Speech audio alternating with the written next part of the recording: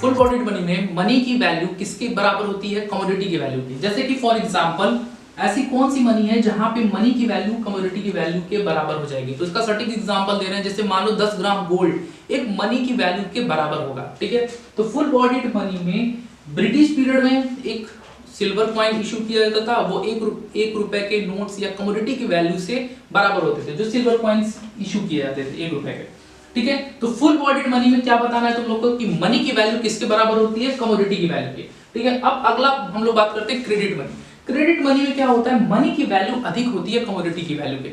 For example अगर मान लो हमने कोई गुड्स एंड सर्विस है, उसके लिए तुमको कोई लोन प्रोवाइड हो रहा है, ठीक है, तो वहां पे गुड्स एंड सर्विसेज से ज्यादा होगा मनी की वैल्यू, मनी तुमको ज्यादा देनी पड़ेगी एंड गुड्स एंड सर्विसेज तुम कम प्राइस में लिए होगे, बेट श्योर। अब आगे देखो supply of money. Supply of money कौन कौन करता है? Supply of money stock concept. देखो भाई, इसको स्टॉक कॉन्सेप्ट क्यों बनाया गया?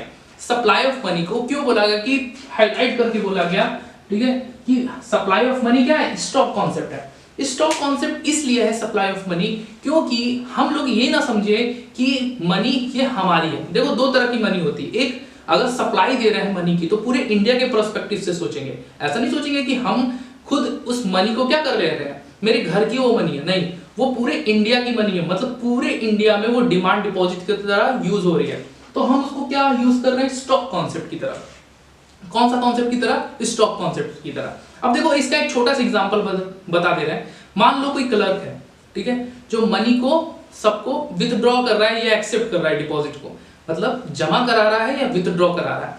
अब उसके पास दो तरह की मनी होगी। एक मनी क्या है? जो वो अपने पॉकेट में रखा है, एक मनी वो है जो अपने पॉकेट में रखा है, मेरे पॉकेट में भी कुछ नहीं है, ठीक है। और दूसरी मनी क्या है? जो वो दूसरों को क्या कर रहा है? डिपॉजिट कर रहा है या विथड्रॉ कर रहा है, मतलब दे रहा है या एक्सेप्ट कर रहा है या पैसा उनको दे रहा है।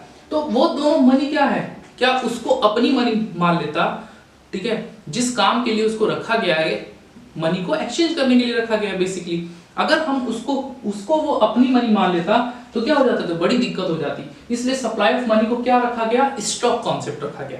क्या रखा गया? स्टॉक कॉन्सेप्ट, ठीक है। और इसमें एक और लाइन है, हेल्ड बाय द पीपल, लोगों को देख के।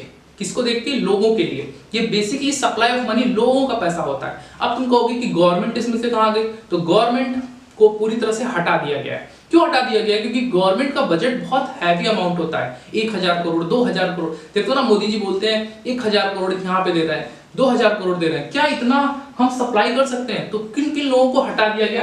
पहला, उस सप्लाई ऑफ मनी में कौन कौन इंक्लूड नहीं होता? Stock of held by the government. उस सप्लाई ऑफ मनी में कौन इंक्लूड नहीं होता? जो भी स्टॉक है किसका? गवर्नमेंट का, वो इंक्लूड नहीं होगा। या फिर कोई बैंकिंग सिस्टम, क्योंकि बैंकिंग सिस्टम भी चलाने के लिए एक हैवी अमाउंट इशू होता है, ठीक है। तो उन दोनों को हटाने के बाद सप्लाई ऑफ मनी की जाती है, ठीक। तो हेल्ड बाय द पीपल, लोगों के द्वारा, हु डिमांडेड मनी, जो मनी की डिमांड करते हैं, जैसे कि तुम्हारे और मेरे जैसे लोग जो मनी की डिमांड करते हैं, अगर अपना पैसा हम डिपॉजिट करा है तो मनी की डिमांड भी करेंगे। तो सप्लाई ऑफ मनी का एक छोटा सा कॉन्सेप्ट था। उसके बाद देखो हम लोग को सिर्फ बोर्ड्स में क्या पढ़ना है? सिर्फ और सिर्फ M1 मेजरमेंट पढ़ना है। कौन सा मेजरमेंट? मनी का मेजरमेंट नंबर फर्स्ट पढ़ना है। और मनी का मेजरमेंट नंबर क्या कहता है? C + DD + OD। C मतलब करेंसी, ठीक है, C मतलब क्या हो गया? करेंसी, प्लस पेपर नोट्स वगैरह हो गए। किसके? पब्लिक की। यहाँ पे हम बार बार मेंशन क्यों कर रहे हैं पब्लिक? क्योंकि कोई बच्चे किसका डिनोट कर देंगे? गवर्नमेंट से जोड़ देंगे, गवर्नमेंट से जुड़ा नहीं होता है। कौन? सी का मतलब करेंसी प्लस पेपर, और प्लस डीडी मतलब क्या होगा? सेंट्रल बैंक का, ठीक है, किसका? सेंट्रल बैंक का या कॉमर्शियल बैंक का, ठीक है।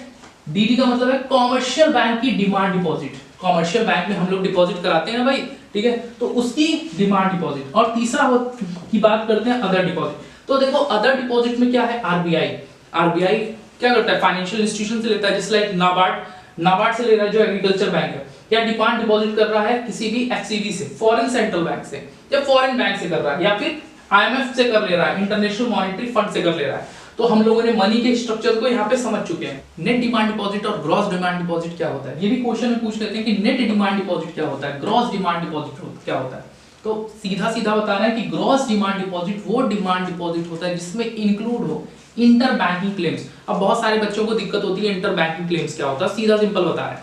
देखो भाई, जब भी हम लोग बैंक में, ठीक है, जब भी कॉमर्शियल बैंक क्या करती है, कोई बिजनेस कर रही है, तो ऐसा भी हो सकता है बिजनेस में प्रॉफिट भी हो सकता है और लॉस भी हो सकता है। मान लो रिजर्व नहीं रख पाई, मतलब उतना पैसा जुटा नहीं पा रही है कॉमर्शियल बैंक, जो कि सेंट्रल बैंक इन्फोर्स की है। सेंट्रल बैंक क्या कहती है कॉमर्शियल बैंक से कि भाई इतना पैसा तुमको हमको देना पड़ेगा, रिजर्व के रूप में हमको रखना पड़ेगा। तो कभी कभी कॉमर्शियल बैंक उसके पास इतना पैसा नहीं होता है, तो वो दूसरे बैंक से क्या ले लेती है, उधार ले लेती है, ठीक है, बोरो कर लेती है मनी को। और जब उसके पास सरप्लस मनी होती है तो वो क्या करती है, क्लेम करती है। क्या करती है, क्लेम। दूसरा कॉमर्शियल बैंक क्या करेगा, उसके ऊपर क्लेम करेगा, तो उसी को कहते हैं इंटर बैंकिंग क्लेम। फिर से एक बार समझ लो इंटर बैंकिंग क्लेम होता क्या है।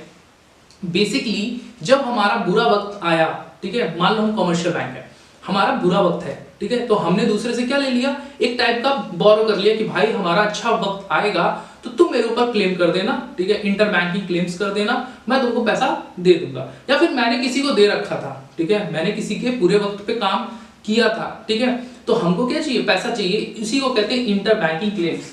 तो IBC जिसको कहते हैं, ये ग्रॉस डिमांड डिपॉजिट में इंक्लूड होता है, बट नेट डिमांड डिपॉजिट में इंक्लूड नहीं होता है। आगे बढ़ जाए, ठीक है। Net demand deposit are taken for the money supply. अब देखो भाई, नेट डिमांड डिपॉजिट ही टेकन किया जाता है मनी की सप्लाई के लिए, ठीक है, ग्रॉस डिमांड डिपॉजिट को इंक्लूड नहीं किया जाता है। अब देखो ये टर्म तो तुम्हारे दिमाग में आया होगा कि टर्म डिपॉजिट क्या होता है और डिमांड डिपॉजिट क्या होता है। क्या टर्म डिपॉजिट किसको कहते हैं और डिमांड डिपॉजिट क्या होता है। तो टर्म डिपॉजिट एक टाइम फिक्स होता है, डिमांड डिपॉजिट में कोई टाइम फिक्स नहीं होता है। जैसे कि हम किसी को पैसा अपने बैंक में, ठीक है, कॉमर्शियल बैंक में हम जा रहे हैं, पैसा डिपॉजिट कर दे रहे हैं, तो वो क्या है, डिमांड डिपॉजिट है, ठीक है, उसमें कोई टाइम फिक्स नहीं है, बट हमने क्या करा दिया कि FD करा दिया, फिक्स डिपॉजिट करा दिया। दूसरी चीज, इसमें चेक नहीं इशू कर सकते। मान लो मेरा FD अकाउंट है, हम किसी को चेक थोड़ी ना दे सकते हैं, बट डिमांड डिपॉजिट में चेक कर सकते हैं। तो समझ में आ गया यहाँ पे डिफरेंस, दो तरह का डिफरेंस है, एक टाइम बेसिस पे है और एक चेकेबल डिपॉजिट के बेसिस पे है। टर्म डिपॉजिट में चेक को इशू नहीं कर सकते, चेकेबल डिपॉजिट नहीं कर सकते, बट डिमांड डिपॉजिट में कर सकते हैं।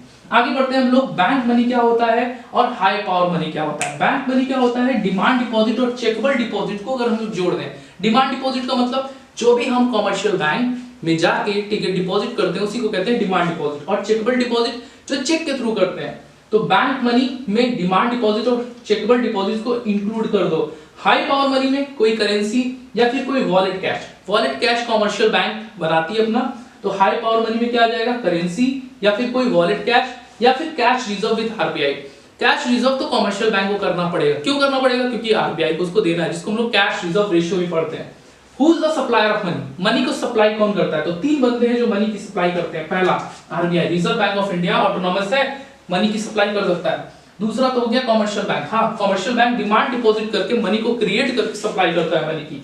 और तीसरा हो गया गवर्नमेंट। अब गवर्नमेंट में जो फाइनेंस मिनिस्टर है वो सिर्फ और सिर्फ 1 रुपए का नोट ही इशू कर सकते हैं, ठीक है।